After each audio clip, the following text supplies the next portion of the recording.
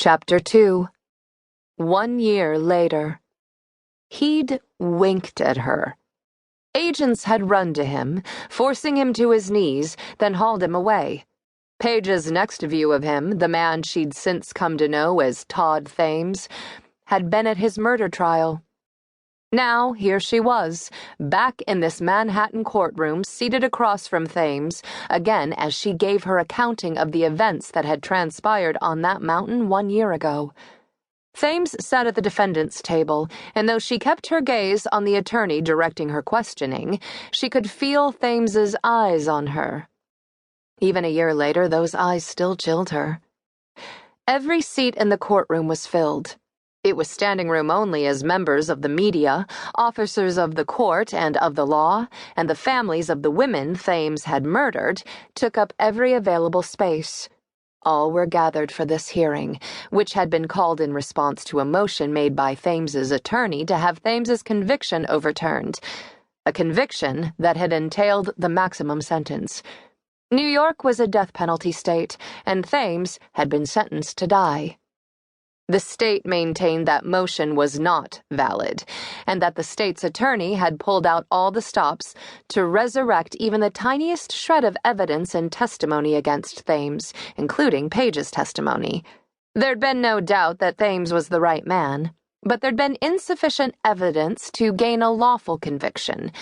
Someone had jumped the gun, or maybe made a mistake, or deliberately decided to enter into evidence an item found in Thames's cabin that hadn't been named in the search warrant and had not been openly visible for the prosecution to argue to include it under the plain view doctrine.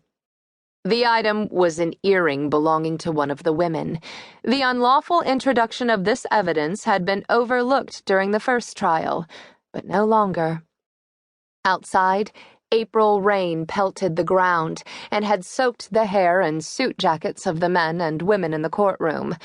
Paige took a breath in an effort to steady her vibrating nerves and inhaled the odor of damp clothing. But that wasn't all she smelled. Though Thames was several feet from her, she could smell his cologne. It was the same one he'd worn on the mountain. Paige had not forgotten that scent and now fought to keep from gagging. "Agent Carson?" Paige blinked at the trim female state attorney who'd addressed her. Paige realized that she had stopped speaking. The lawyer's eyes looked like they were about to bulge out of her head, silently prodding Paige to get on with it. Paige took a sip from the glass of water at her elbow and summoned all of her internal resources to keep her hand from shaking. She cleared her throat. "And then my squad arrived. Mr. Thames was taken into custody. I had no more dealings with him after that point." The Bureau had recovered 3 bodies. All 3 had been women in their mid to late 20s. In order for the murders to be classified as serial killings, there needed to be at least 3 victims found at different times. The way the bodies had turned up had appeared calculated to Paige, not random.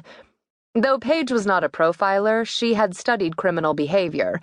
She believed Thames was a narcissist who craved validation and who had lost patience with law enforcement running in circles and failing to identify him and bring him the recognition he wanted.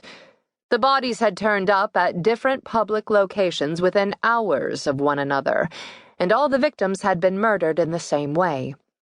Paige believed Thames had given up the location of the bodies and just enough information to point the Bureau to him, but he hadn't given them enough information to convict him. Thames was a medieval history professor, and all 3 women had been his students at one time. An image of the brutalized women flashed in Paige's mind, bodies broken into unnatural angles, shredded flesh where female body parts had been, jaws locked in a silent scream. Paige felt the blood leave her face and bowed her head to force a blood rush. The attorney shot Paige another irate look before facing the judge. "Your Honor, I have no further questions for Agent Carson." Judge Tate arched his thick brows and faced Thames's counsel.